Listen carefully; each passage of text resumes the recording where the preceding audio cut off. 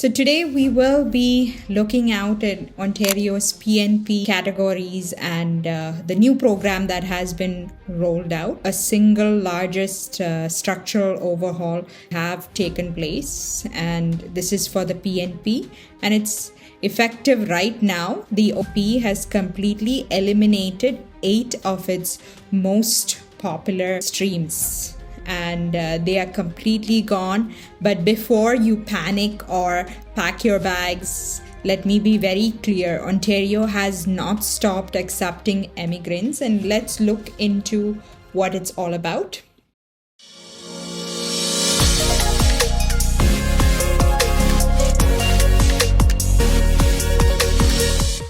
Hi, welcome to Yoke's YouTube channel. I'm Liz Matthew, the regulated Canadian immigration consultant.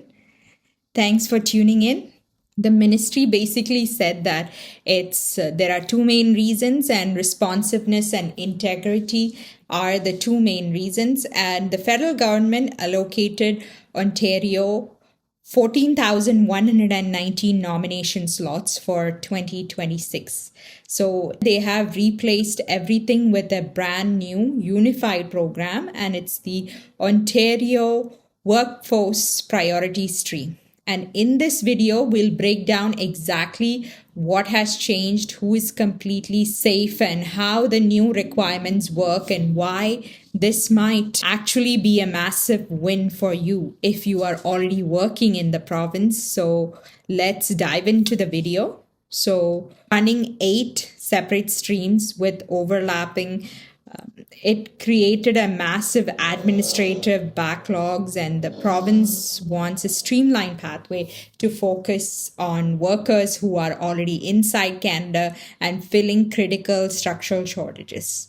The government is cracking down hard on fraud, misrepresentation, and bad actors who have plagued the older pathways. So this redesign brings in much tougher screening, quicker penalty turnarounds, and elevated language and education minimums to weed out exploitation. So keep in mind, we are looking at right now is only the first phase of the multi-stage rollout, but updates are planned for later this year.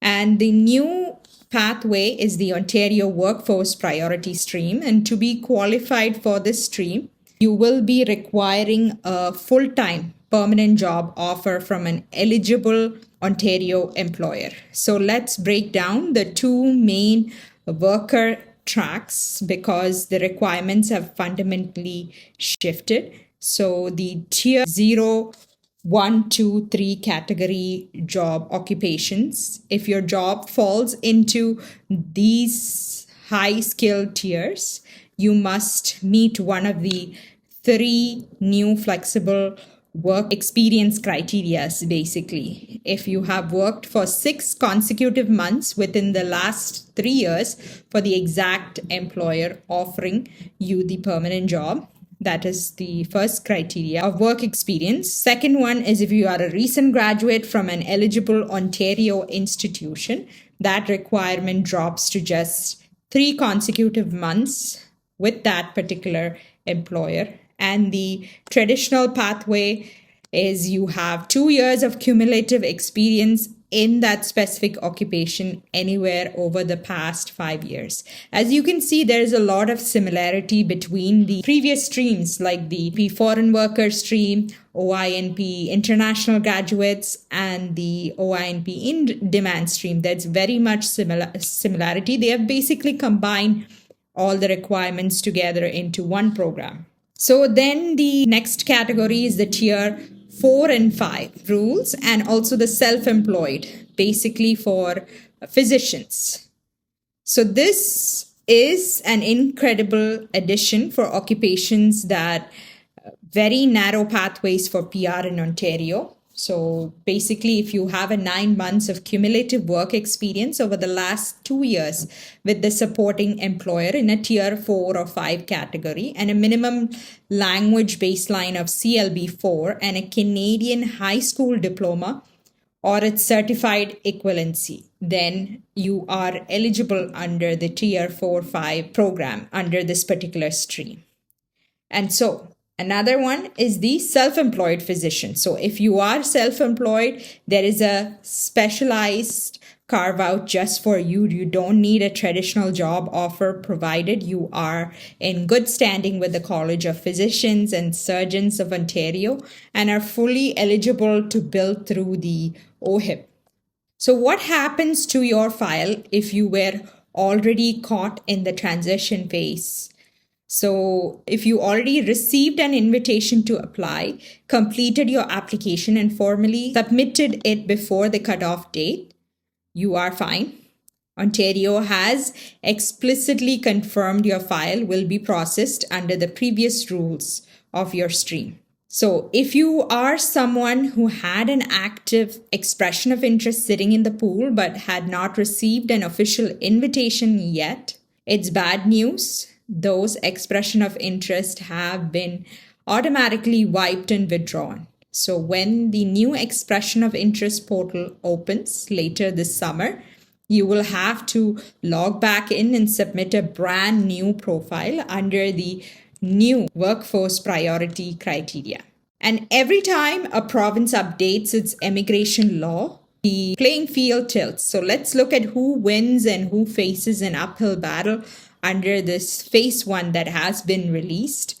So in province temporary workers, if you're already here working on a postgraduate work permit or closed work permit, the drop to a 6-month requirement makes your path much faster. And for local Ontario graduates, the 3-month employment fast track is highly generous as it's a very short period of time.